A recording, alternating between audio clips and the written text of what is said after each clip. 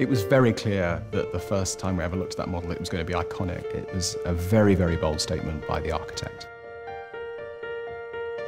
I don't recall ever seeing a railway structure, certainly in the UK, that looked anything like it. It's the best of the past married to the best of the future. The major driver really has been the restricted space in the current station. So at some point we had to do something about the concourse. However, constructing the new concourse was going to be another major challenge and potentially a major headache. King's Cross is a very busy station and a very busy interchange. Around 47 million people use the station every year, and over the next 10 years we see that increasing by up to another 10 million. And so one quickly appreciates that it's undersized and time for something bigger.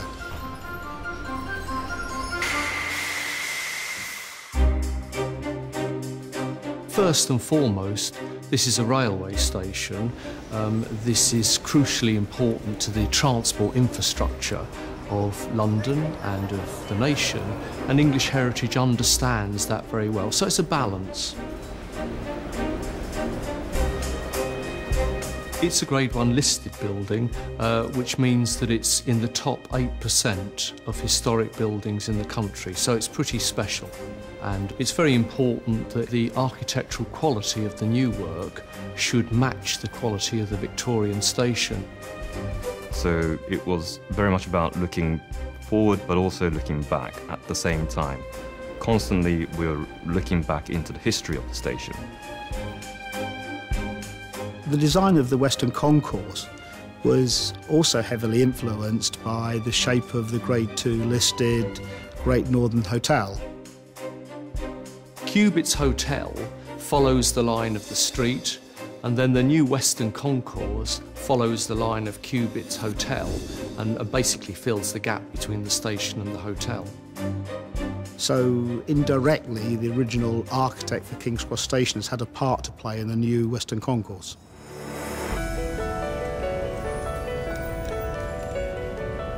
The designer has had to factor in the London Underground station. So a number of compromises or opportunities have arisen from our neighbours, particularly within the Western Concourse itself.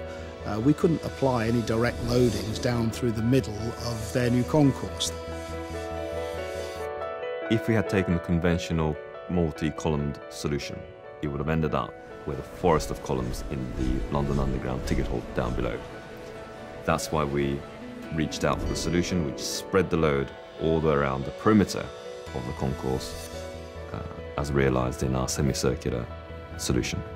And the design of the roof, as iconic as it is, was a major construction challenge.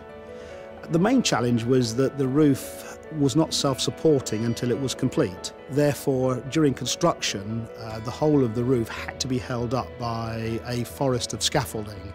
And not until we'd actually got the last roof panel on could we start to take the load off, and we all held our breath.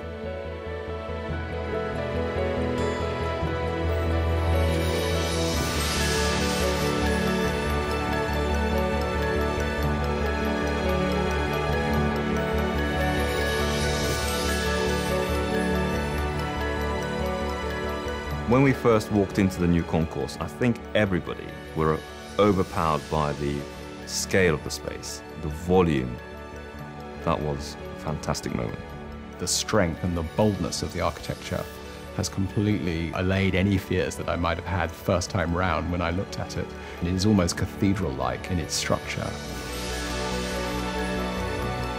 You can see the new and the old together. It's the 21st century grafted onto the 19th century.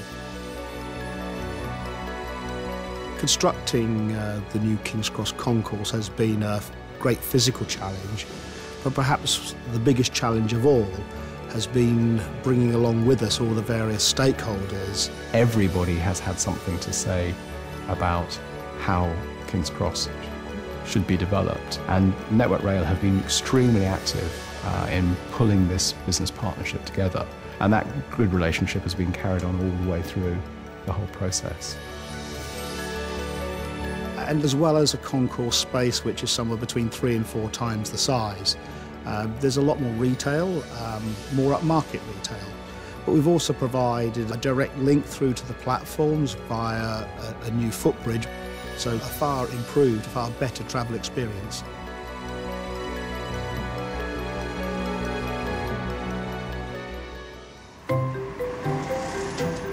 The regeneration of King's Cross Station, along with its sister station at St Pancras, has not only been the gateway to the redevelopment of the area, but has also been the major catalyst for that redevelopment. The completion of the Western Concourse is the start of the handover of a whole range of new facilities and amenities in the King's Cross area.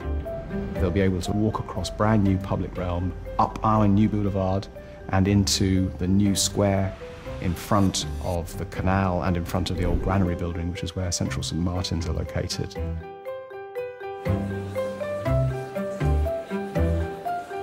It's extremely exciting to be in such a development as King's Cross. The Fashion Hall is a very good space, very open plan, a lot of glass.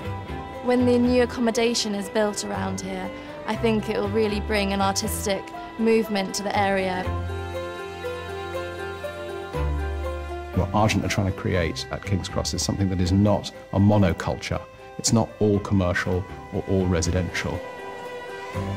Camley Street Natural Park is a 2-acre nature reserve that's in the heart of King's Cross. Development in the business community has created lots of opportunities for us. It's quite a key element now within the King's Cross master plan, so the developers really see the benefits of having a nature reserve in such a built-up area, and it is quite a precious bit of green space.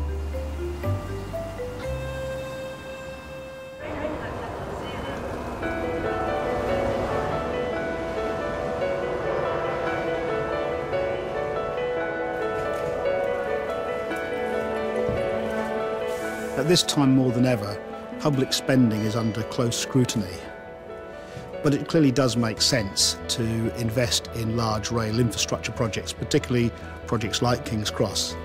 Not only because of the benefits it brings to the travelling public, but because of the benefits it brings to the local economy. It will also help all sorts of other parts of the country, all the way up the line, all the way to Edinburgh.